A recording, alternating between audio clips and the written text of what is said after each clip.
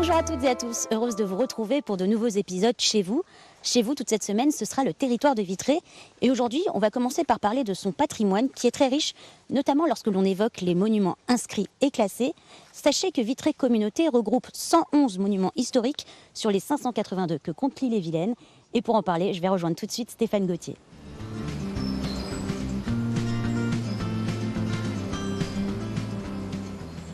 Stéphane Gauthier, bonjour. Bonjour Émilie. Vous êtes attaché à la conservation du patrimoine. Quelles sont les spécificités de ce territoire, justement, quand on évoque le patrimoine ici?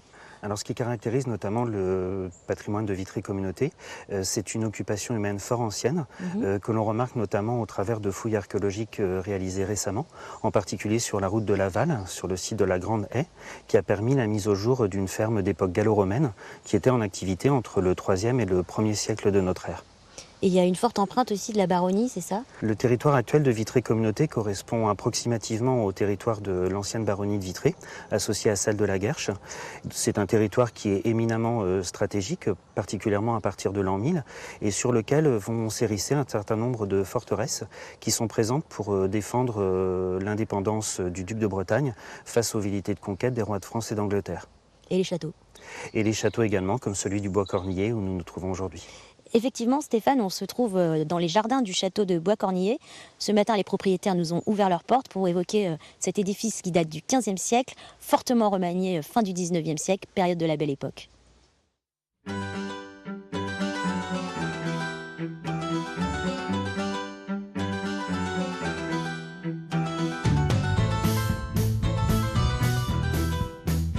Nous sommes dans la tour Gueillon, qui est l'entrée du Bois-Cornillé. Ici, un escalier monumental, un morceau de bravoure du XIXe siècle. Habituellement, pas de visiteurs à l'intérieur du Bois-Cornillé. Gilles, son propriétaire, fait une exception pour notre équipe. Donc là, vous avez les symboles familiaux, une décoration troubadour dans le style de l'époque, la déco bouquet, lion, qui correspond à ce style. Le château appartient à sa famille depuis 6 générations. Il a tenu à conserver l'esprit des lieux. C'est là que les hommes jouaient au billard et probablement fumaient, tandis que le salon réunissait les dames au coin du feu de l'autre côté. Nous sommes ici dans le grand salon avec une toile peinte de Cornet qui n'a pas été restaurée ni changée depuis sa pose au XIXe siècle. Les 4 saisons orientées bien entendu aux points cardinaux. Le Bois-Cornillé a été édifié au XVe siècle. La bâtisse garde les traces de ce passé. Sur la tour principale, une fenêtre et une meurtrière encore bien visibles. Au XIXe, changement de style, tout le monde veut du médiéval. Les architectes Jules et Henri Mellet opèrent la transformation. On réinvente un château gothique et alors là, on y va pas avec le dos de la cuillère. On vous met des allèges gothiques, des fleurons à fleurs de lys, des tours en épis, des machicoulis, tout l'arsenal de ce qu'est un château néo-gothique dans l'esprit de la population de l'époque. Le Bois-Cornillé, c'est aussi un écrin de verdure avec un jardin classé remarquable. L'œuvre de Denis Bouler, aussi connu pour le parc du Tabor à Rennes, et du paysagiste Édouard André. 50 hectares que les visiteurs peuvent apprécier de mai à septembre. Stéphane, on l'a dit, on se trouve au château de Bois-Cornillé. Quelle est la place des châteaux sur Vitré Communauté? On compte de nombreux châteaux et manoirs qui témoignent aussi de la richesse du pays de Vitré, notamment au XVe et XVIe siècle. Une richesse en fait qui provient du négoce international, des toiles de chanvre qu'on utilisait pour la voilure des bateaux et l'emballage des marchandises. Ce qu'il faut savoir, en fait, Stéphane, c'est que ce patrimoine, il est lié à l'histoire d'une famille. Alors, il est notamment lié à l'histoire d'une famille, la famille Hay des Nétumières.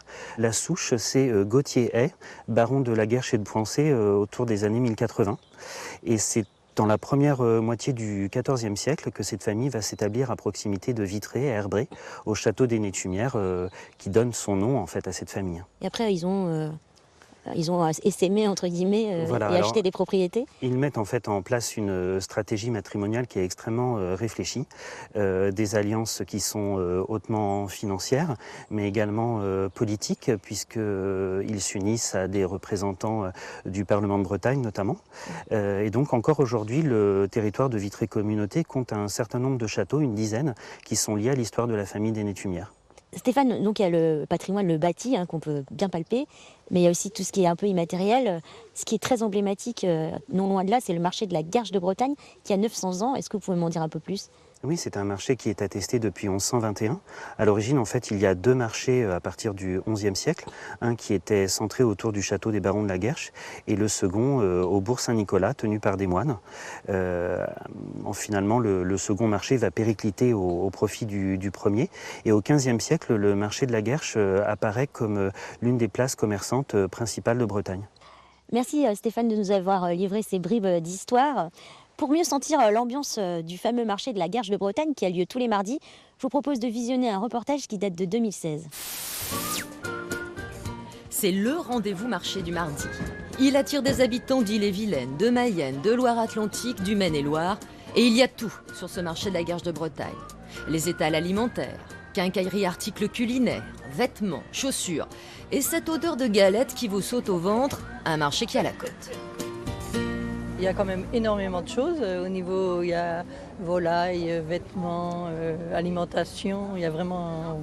C'est très. Puis ça nous fait une sortie par le beau soleil là. Je viens chercher l'ambiance, le contact avec le monde rural. Voilà, les gens du pays. Donc ça c'est intéressant.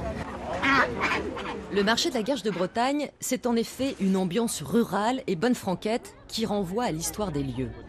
En nous replongeant dans les archives, nous avons trouvé ces images de 1970, avec le marchand de cordes, le vendeur de tissus plein de bagous, d'où quelques ambiances savoureuses. Parce que moi, vous savez, je ne vais pas forcer. Tiens, ça, j'ai vendu tout à l'heure. Alors regardez bien.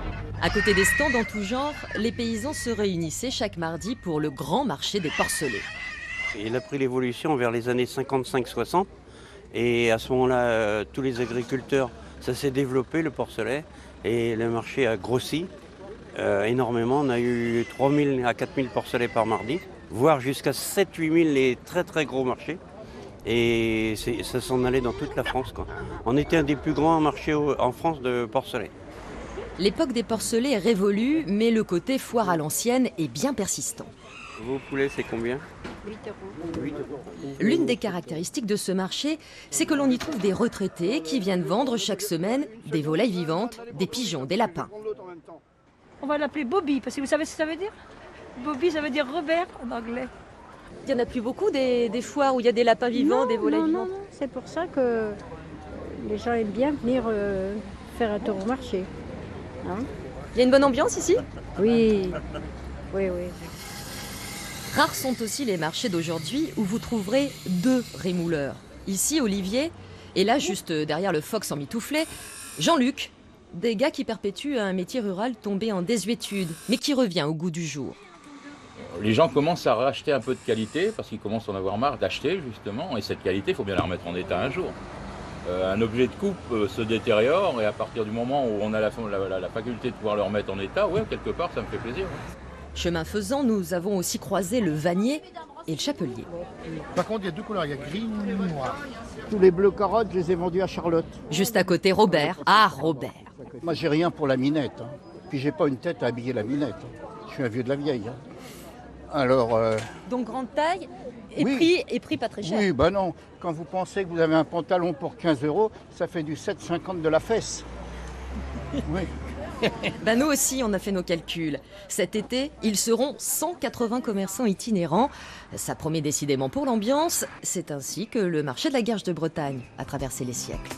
Le bâti, c'est une histoire d'hommes et de femmes. Ce sont eux qui travaillent la matière. Je me trouve maintenant à Possé-les-Bois, non loin de Vitré, aux ateliers du Tertre. C'est un endroit qui rassemble des artistes et des artisans.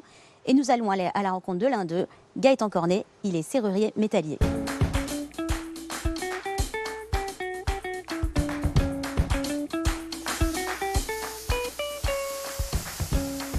Bonjour Gaëtan. Bonjour. Alors vous êtes donc serrurier métallier. Est-ce que vous pouvez me rappeler ce qu'est ce métier en fait?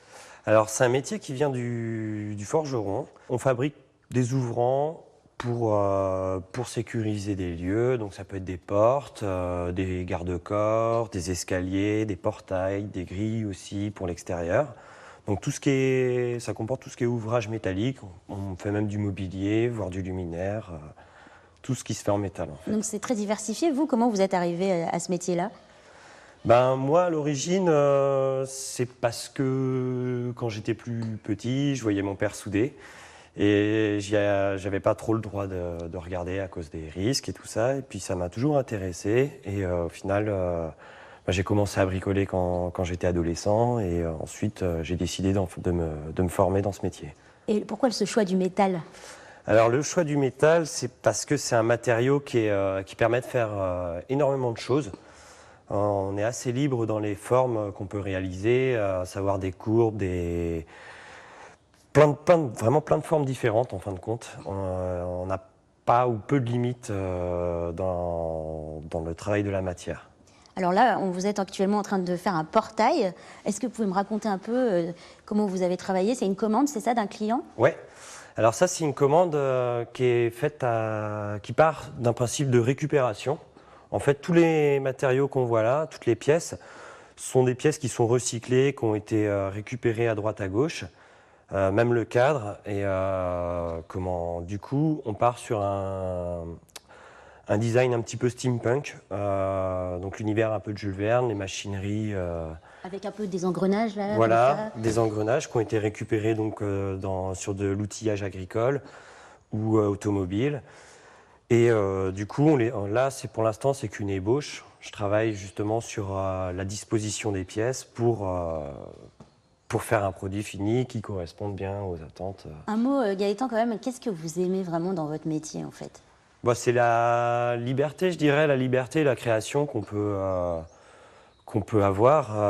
La liberté de faire des choses en fait, qui sont un peu hors normes, même si c'est une matière qui n'est pas forcément très agréable au toucher, qui est salissante, c'est lourd, bruyant aussi à travailler.